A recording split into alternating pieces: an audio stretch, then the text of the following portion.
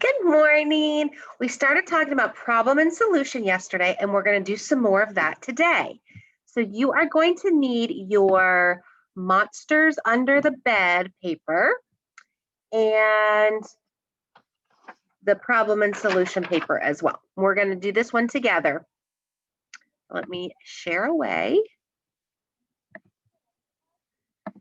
There we go. Okay. Monsters under the bed. So we're going to do this one together today, and then tomorrow you'll have an opportunity to do one independently. Okay, I don't want to go to bed. So what we're, sorry, before we start reading, what we're trying to figure out is Lily's problems and solutions, okay? And we talked about yesterday, sometimes there's more than one problem and sometimes there's more than one solution, right? And then at the end, you are going to complete this independently. So let's start off reading and figure out to see if we can find problem number 1. I don't want to go to bed, Lily cried. Her father was carrying her up the steps as she wailed. Lily, it's almost 10 o'clock. It is very, very late. That is late, her father replied calmly. I'm not even tired. I hate my bed. Dad tucked Lily under the covers. You hate your bed? We just got this bed. This bed was expensive. You are going to sleep in this bed until you are 80. It's creepy. Lily pulled the covers up close to her chin. Her little purple bedroom was lit by a small lamp that looked like a princess castle. Did you hear that? I'm never sleeping again. Dad rolled his eyes. That's the water heater turning on, Lily. You know, that big thing in the basement that heats up the water so we can do the dishes and take a hot shower? The water heater is not a monster. Did we find a problem? She heard a noise. That's problem number 1. Lily heard a loud noise. And the solution was it really a loud noise? It was the water heater. It was really the water heater.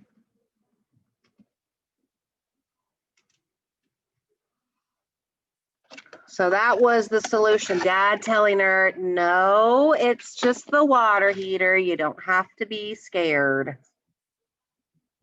Okay.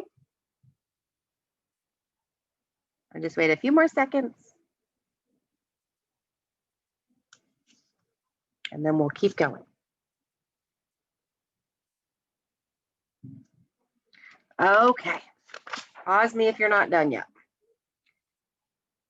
Suddenly, Lily jumped up on her bed. It just crawled across the floor. It's gonna get me. Socks, get out of here. Dad picked up the family cat and set her outside in the hallway. He closed Lily's bedroom door behind him. Never did like that cat, he muttered to himself. Any more problems? She thought there was a monster crawling on her floor, right? And what was the solution? Dad showed her the cat. I am allergic to cats. Problem. Lily saw something crawl across the floor. And the solution was Dad solved it for her by proving to her it was just the cat. Dad showed her Socks, right? Socks was his name. That's why it's capitalized, because it's the name of the animal. Dad showed her that, sorry, it was Socks, the cat.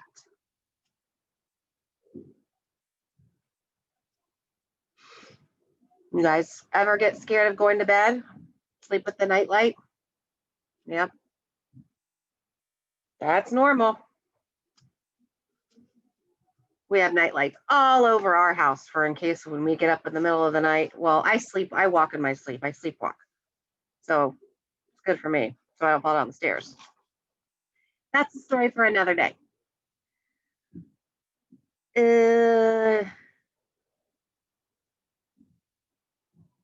Okay, here we are. Lily sat on her bed and she squinted her eyes. I mean, she made her eyes really squinted her eyes and looked around her shadowy room. Lily pointed to her dollhouse in the corner of the room. It's dark over there, she said. Sometimes I see something moving over there at night. Dad got up from the edge of Lily's bed and left the room. Dad, where are you going? Dad, Lily bellowed down the hall. That means she's screaming.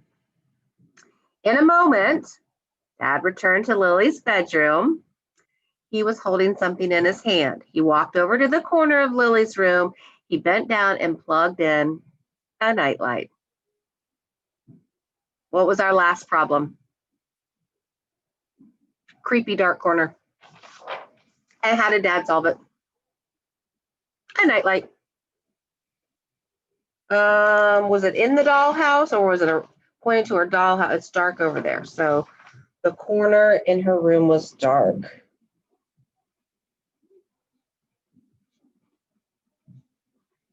And Dad came to the rescue. Da-da-da, Super Dad. The corner in her room was dark. Period. Dad plugged in a nightlight. Period.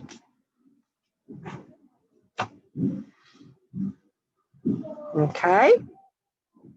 So again, like we have been talking about, sometimes stories have more than one problem, or sometimes they have one problem and there's a couple different solutions that you can use.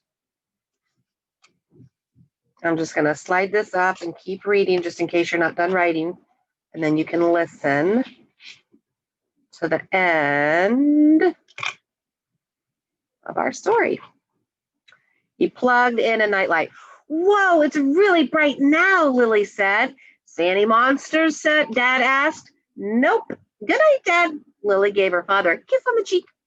Dad closed Lily's bedroom door. Maybe we can all sleep tonight. So I guess, yeah, 10 o'clock. It's pretty late there, Chickie.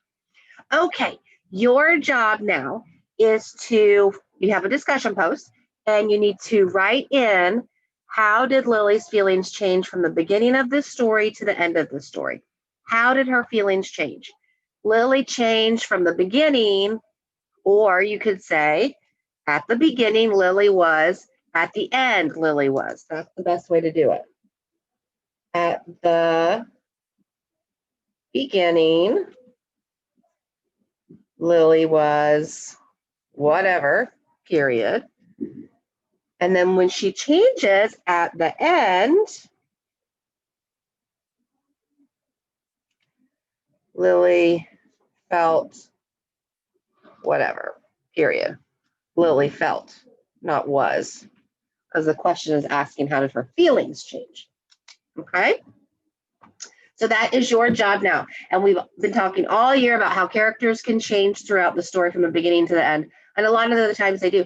That's what makes stories interesting, is how the characters can change. So that is your job now. Write that in, or if you don't want to write it, you just want to straight type it in your discussion post, A-okay with me, okay?